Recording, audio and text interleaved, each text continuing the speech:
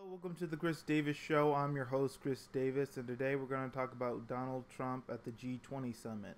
We're also going to discuss his media bashing in Poland and the conflict between Trump and the media. But first, I want to briefly go over the G20 Summit because in this video I'm mostly going to talk about the conflict between Trump and the media. So, G20 Summit, the real prominent things that happened there were protests at the G20 summit.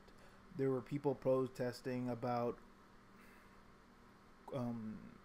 capitalism, globalism, climate change, the concentration of power between the 20 nations that had gathered there, and the G20 summit was held in Hamburg, Germany, and there police had to do a lot of arrests. There were a lot of police officers who were injured, but mainly they were able to keep it under control.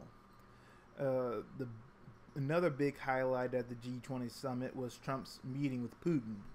And basically what the media discussed there was when Trump and Putin were talking, Trump was questioning Putin about whether Russia interfered with the 2016 election.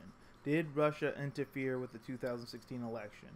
And Putin claimed that Trump asked very specific questions, but then agreed that Russia did not hack the 2016 election. Now, depending on what side you are on the issue, you may think that, okay, it's been confirmed, Russia didn't mess with the election, Hillary Clinton lost fair and square. Or if you're really looking to get Trump for this Russia investigation, you might say, hey, that's a bunch of bull. Of course, Putin's not stupid enough to incriminate himself. There is a conclusion, and Russia did interfere in our election. It depends on where you are on the side of the issue. Another big prominent thing that happened was the Chancellor of Germany, Angela Merkel. She condemned really Donald Trump and the U.S. for intending to leave the Paris Climate Accords. And really, the Paris Climate Accords, I mentioned it back in my last video, that it's an agreement with over 196 nations that they are going to work together to stop climate change, to stop rising sea levels, to lower the temperature. In the news just recently, there was a report about a piece of Antarctica that was splitting. It's over like 1 trillion tons, so that's been a big concern lately.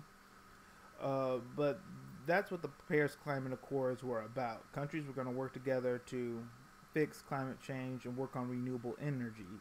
And Trump's base is happy about leaving, but a lot of people from like the gas industry, energy industries, and even people who don't even work in the energy sector is saying that leaving the Paris Climate Accords is a huge mistake.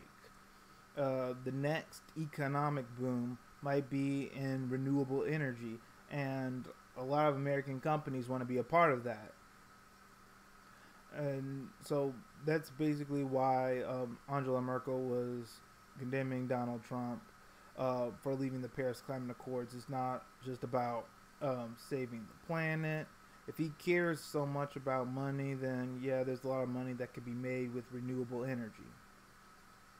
So that's the G20 summit in the nutshell. Now I want to talk about the media bashing.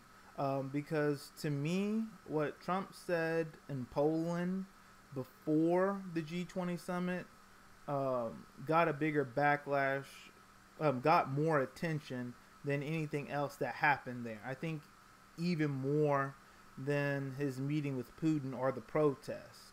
I really didn't hear much about the protest until I went on YouTube and I went on the internet and looked at it.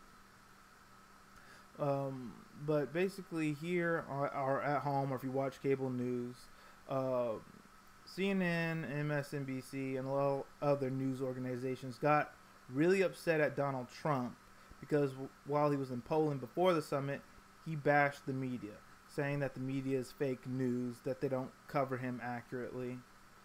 And a lot of news reporters got upset because they think that he's deceiving the whole world, that the people who are covering him have a hidden agenda, and they don't portray him the correct way. Actually, they're just propaganda outlets.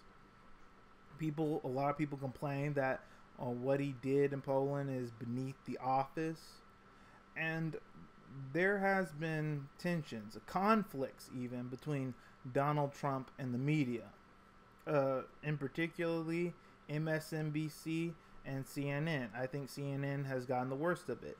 With MSNBC, there was that thing with Mika Brzezinski and Joe Scarborough on the Morning Joe show, when Donald Trump threatened to put out a story about them in the National Enquirer, a tabloid medium.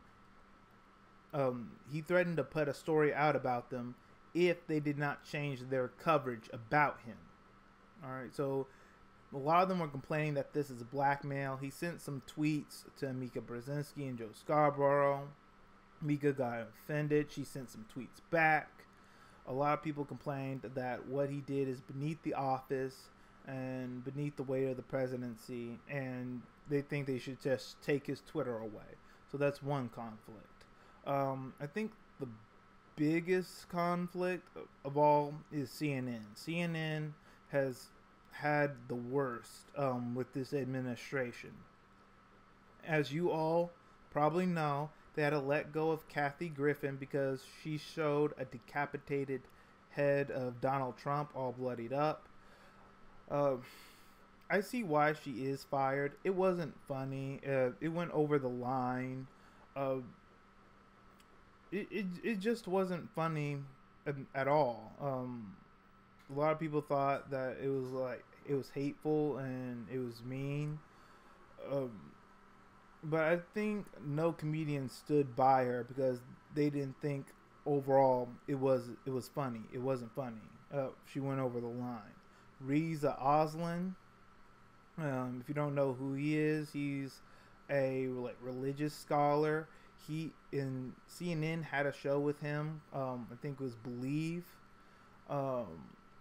They had a show with him, but they had to cancel the show because he tweeted some offensive things to Donald Trump.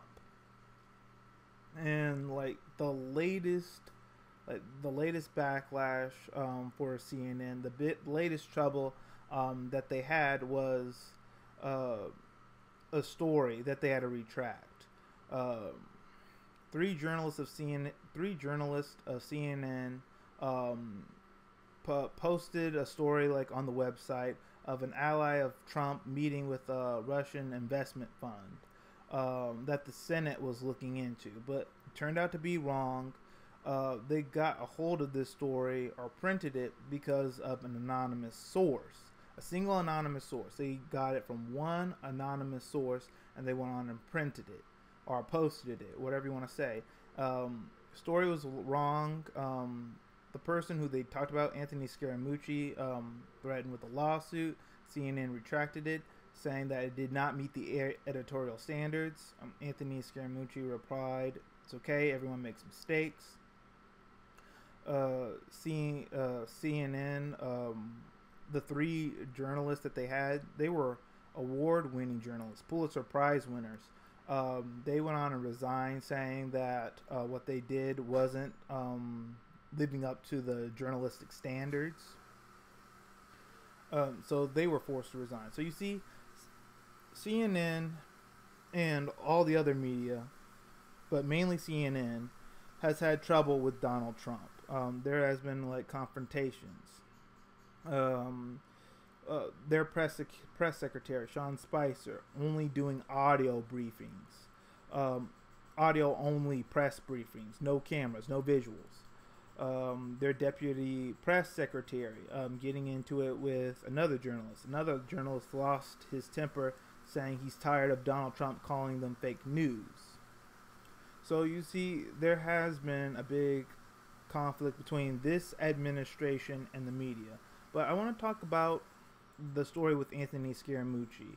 CNN printing out, having to retract a story about him. There are some people who want to defend CNN, saying what they did was just an honest mistake. That what CNN did is no big deal, and that the media, they make mistakes all the time, and people need to stop making a big deal about it. I'm going to show you a clip of this person, Juan Williams of the Five. He goes out of his way to defend CNN. Just come and just take a look. Never really one that was out in front on Russia. I'm sure you could find some tape of Van Jones saying some pretty horrific things about Trump and Russia. So I'll let the people on the internet find those and then embarrass CNN. And get back to you in 2 minutes. Exactly. Trump reminds me of Roadrunner. So he runs really fast, and then CNN's Wile E. Coyote. So Wile E. Coyote chases Roadrunner over the edge of a cliff, and then all of a sudden, Wile E. Coyote looks down, and there's nothing underneath. That's CNN right now. Splat. And they hit the pavement, and then Splat they try News again. But Trump has this effect on people. You know, Rush was talking about the laser beam, and I've said it before that Trump brings out the best in people and the worst in people. Right now, he's bringing out the worst in CNN. Not only are they fake news, they're very fake news, and it's hard to defend your integrity when you're firing 3 people, when some of your best and brightest analysts, put that in quotations, are saying something that is directly opposite from what your network has been pushing for the last couple months. They've had a rough stretch. Kathy Griffin, Reza Aslan, the guy that called Trump a vulgarity. He's the worst. He's the worst of the worst. They had to retract that whole story about the Comey memo and what he was going to say during the hearing. So they're in for a little rough stretch right now, courtesy of James O'Keefe. And, you know, everybody has to watch what they say because you never know when a camera's going to be there. All right. So, Juan, hello. Hi. Good evening. So I just think this is overreaction. I mean, I'm amazed that anybody thinking that the media doesn't make mistakes. Welcome. The media makes mistakes all the time. It's just like talking to your friends on Facebook or anywhere else. That wasn't this. These are seasoned reporters. No, I'm telling you, these are very good reporters. They made a mistake. And guess what?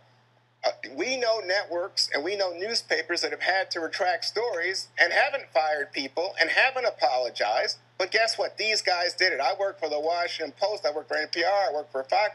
Everybody makes mistakes. I don't think this is... But I'm going to tell you something else. Hang on, let me finish. Kimberly, I know enough about the situation. This was a mistake. But let me just say to you, when I look at the reality of Trump putting up fake Time magazine covers, I think, oh, fake news. When I hear about Trump saying Obama was spying on him while the campaign, and he can't prove it, I think fake news. When he says, you know, guess what? I've got tapes on Jim Comey, and there's no such thing, I think fake news. Okay, so everything you just said, Juan, was fake news. Yes, that's right. Every single Trump. And so what are you talking about? Time magazine covers. First of all, and Trump never said he has tapes on Comey. He said, what did he say? I hope there better not be. That guys fell for it. Play your word and chase that rabbit for 3 weeks. Everybody watching can see right through. No, but he told the truth, Juan. He said, I hope there are tapes, which created all of this stuff. But you can't tell the difference between that, Juan. You can't mock that. I'm mocking it because guess what? He was trying to either bully or intimidate Greg. He was playing word games, and apparently he doesn't have the tape. The media is the biggest bully out there, Juan. Right. If you felt they've been calling Trump names, trying to get him impeached. Finally, Trump hits the bully back in the face, and the bully doesn't know what to do anymore. Oh, is that it? That's what's happening right now. That's really what's happening. And by the way, when people make an innocent mistake versus willful, deliberate, intentional decision to put forth a story that they know they didn't have the evidence or the facts to back up because it was untrue, then you get fired. For an innocent mistake, you don't lose your job. 3 people that have been there for a long time. I am telling you, you're going to go out of the branch and it's going to snap off. Okay, Kimberly, look at conservative media in the Seth Rich story. Yeah. Do you think conservative media is out there firing people because of this? No, I don't think so. I think they said, you know, all right, so maybe we made a mistake. Let's move on. Fine. Everybody makes mistakes. This is not some huge conspiracy. Legally, it's not a mistake. To me, the big story here, Kimberly, is this. Right now, people are trying in the conservative media to put CNN back on its heel and underplay the idea that there's any legitimacy to this Trump investigation. Oh, poor CNN, Juan. We should really feel bad for CNN. No, it's fine. Did whatever the President Obama wanted for the last 8 years, then all of a sudden they try to get Trump out of office. No. They're making mistakes left and right. We call them out, and then they're saying, woe is me. Come on, no, Juan. I'm not saying it's a tough business. You know what? CNN has to toughen up and stop acting like everybody has to feel sorry for them. Nobody's feeling sorry for them, but I think what Greg said right off the top. Sefter on Twitter, he's acting like they're the biggest victims out there. Well, no, but I think they're bullied. And he had to essentially make a retraction as well when they tried to push back on the stories. Well, we don't know, et cetera. Okay, I just think what you said at the top was right. They go after people like Fox all the time. They delight whenever we have troubles. So, okay, but let's not go over. Yeah, but the other thing I said, it's not about Van Jones. It's about the narrative. What CNN did, which is bigger than all of this, was they chased a narrative instead of the facts. They couldn't find the facts. Right. So they ran with the story anyway. And I get it. They did it for ratings. Trump delivers ratings. It's why all the networks are going up. Oh, yeah. But the interesting thing about Fox News is we aren't chasing ratings. Trump just brings them. And if you just cover the news, if you just cover what Donald Trump is doing, your ratings will be fine. You don't have to create a story that doesn't exist. So that's not a mistake. Yeah. That is willful and intentional choice to push a story and a narrative regardless if there are facts to support it.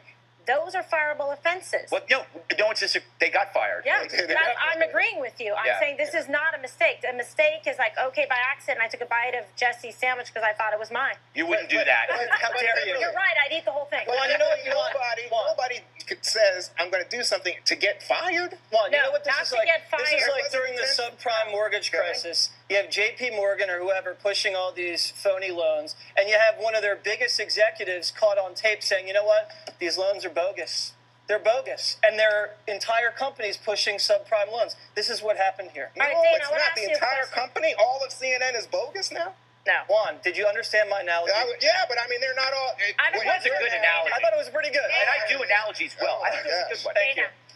Here's the big question. They've had, obviously, a bad run with all these things that they've done, and the kind of hopefully they learn, you grow from it, you move forward. However, what do they do as a network in terms of like communicating to their viewers, the people, so that they don't lose viewership? How do they get themselves out of this kind of PR mess or crisis? Well, I'm not really in the business of helping CNN get more viewers. Okay, say something. But I would say one of the things that they've done. The opposite thing. That's what I mean. Opposite. One of the things they did is that they have not pushed back or retaliated in any way against the people who have been in these videos.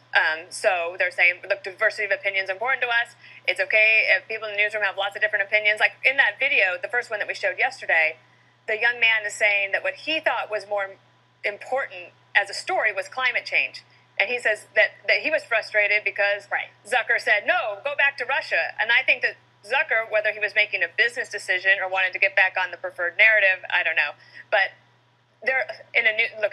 I fight with the producers every day about 100 stories that are in the National Review and Weekly Standard. But we can't do dog stories in every block, Dana. I said the really good one about what's happening in Austin and Uber. I said that this morning at 6:30. That was very interesting.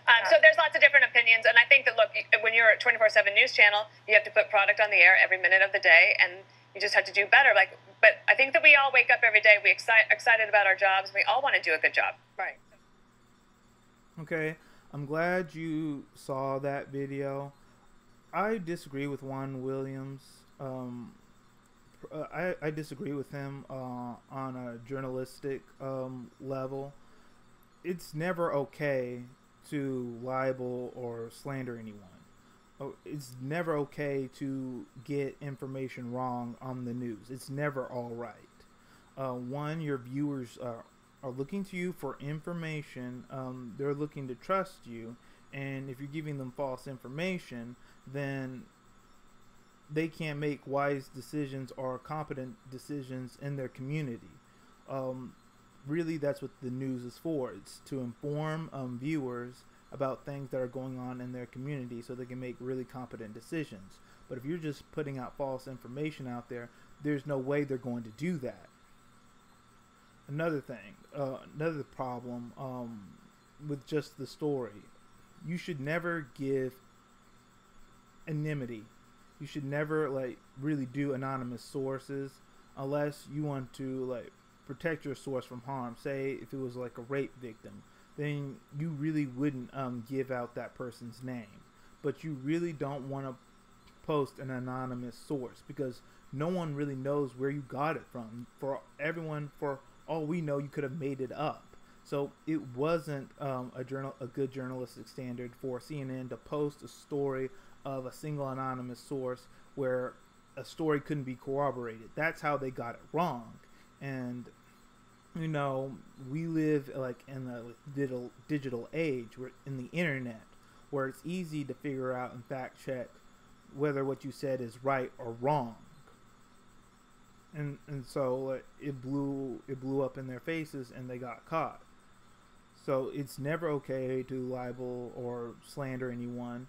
I mean, you could ruin someone's life. Anthony Scaramucci, he could have gotten fired. He could have gotten thrown in jail for this if people actually really believe this. You could have really destroyed like his life. So to me, that's not okay. It's not okay for like any news organization to like post something, some misinformation that gets someone in seriously in trouble, that embarrasses them, that shames them, that destroys their name, and say, well, it's okay. The media gets it wrong all the time. It's just fine. The media makes mistakes. They're just like your friends, just like he said. Like, okay, you're the media. You're not just supposed to just post stuff. You're supposed to actually do some actual investigating. So I just had to put that out there and say that it's not okay to slander or libel anyone. I've never been told that while I was in school doing journalism. In fact, that's the quickest way you can lose your job. So basically, understand that it's not okay, and it's probably better for them to have resigned. It's just not that they got the story wrong. It's that they post an anonymous source, and like what evidence did that anonymous source have? Did you just take his word for it? Are you telling me now that you just did hearsay? So it was better for them to resign. It's better for CNN to let them resign because it wouldn't have helped CNN at all in their logo or their brand to keep them. You've probably seen those commercials of CNN, the leader in worldwide news. Well, if that's true, then you kind of have to be held to that standard then. As I want to like reinforce, there is tension between the Trump administration and the media. In defense of the media, the Trump administration needs to know that the media has a legal and constitutional right to cover and investigate him, and he has to be transparent. This administration has to be transparent. Okay, let me know what you think in the comment section below. Do you agree with Juan Williams? Do you think that the media makes mistakes and it's perfectly fine? If the media makes mistakes, they make mistakes all the time. Or do you think, like I'm thinking, it's not okay? It's not okay for you to libel or slander anyone and shame them and like get them in trouble. That's probably one of the reasons why people don't trust news anymore. The bias, the spin that they put on each story, the corporations owning the news. This is part of the reasons why people don't trust the media anymore. And Juan Williams' statements don't really help all that much either. So let me know your perspective, what you're thinking in that comment section below. If you like this video, like and subscribe, and have a nice day.